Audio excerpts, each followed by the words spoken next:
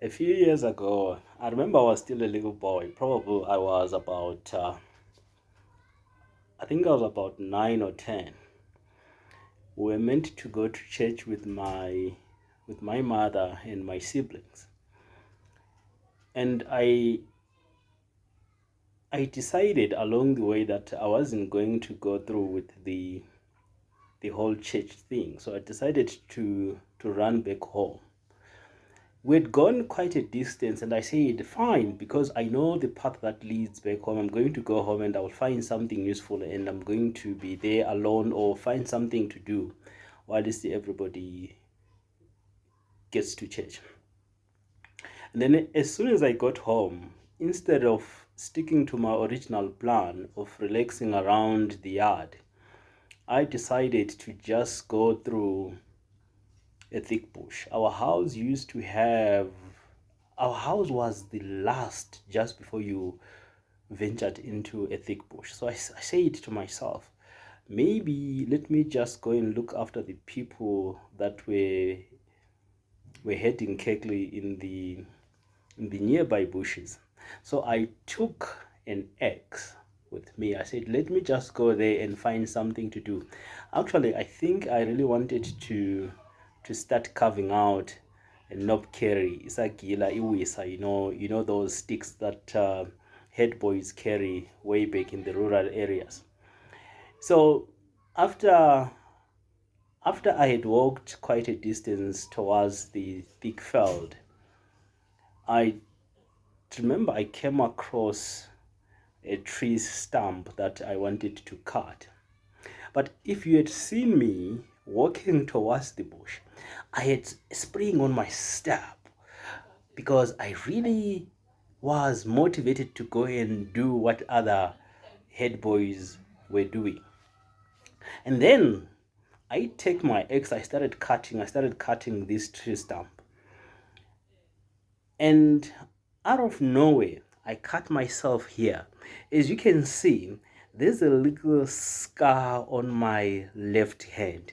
So I cut myself there next to this vein, and then suddenly blood started oozing out.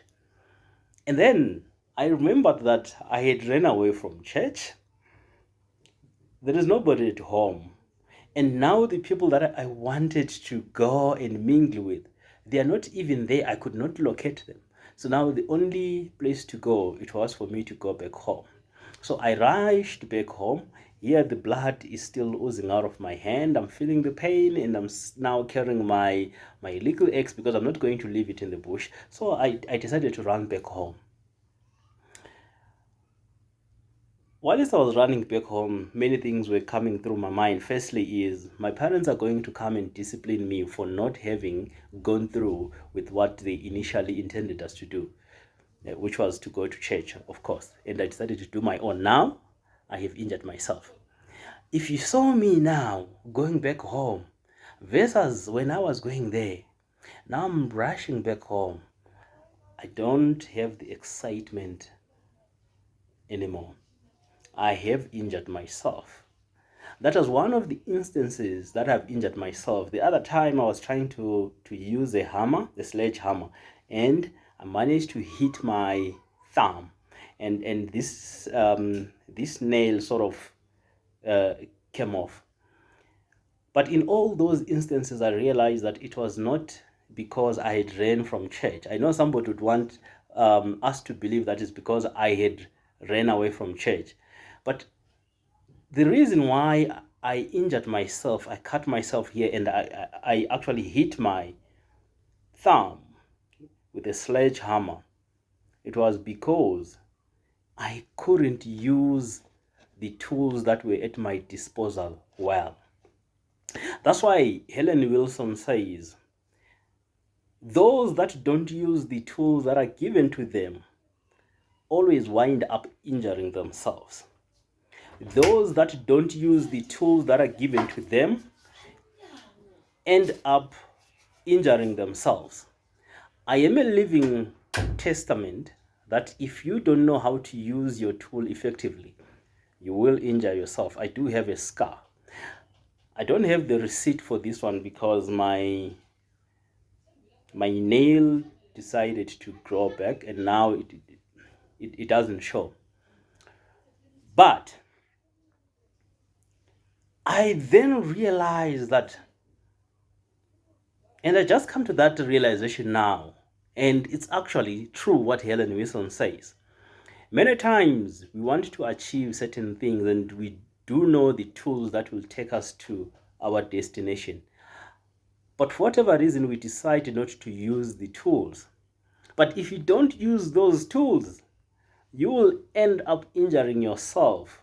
And you might even start to blame the tool when in reality, it is you who are either abusing or misusing the tool. And when it starts inflicting pain and injury or disappointment to you, you blame the tool. Some of you, you want to be great public speakers. Some of you, you want to overcome your fear of public speaking.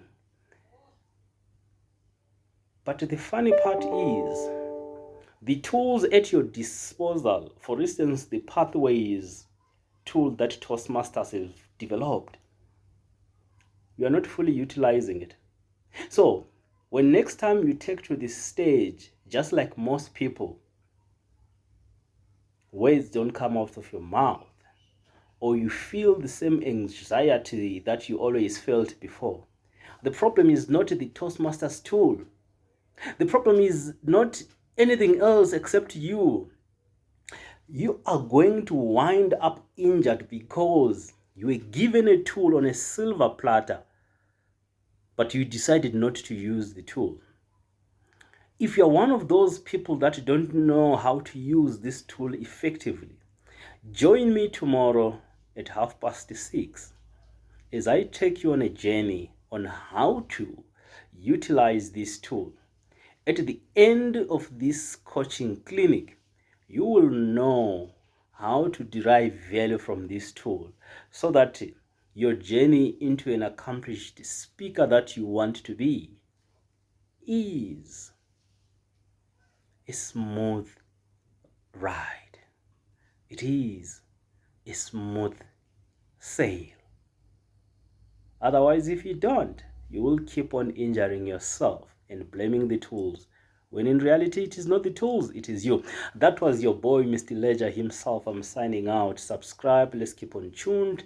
Let's also join tomorrow's session. It's going to be a Zoom session from 6:30 to 8 o'clock. Thank you.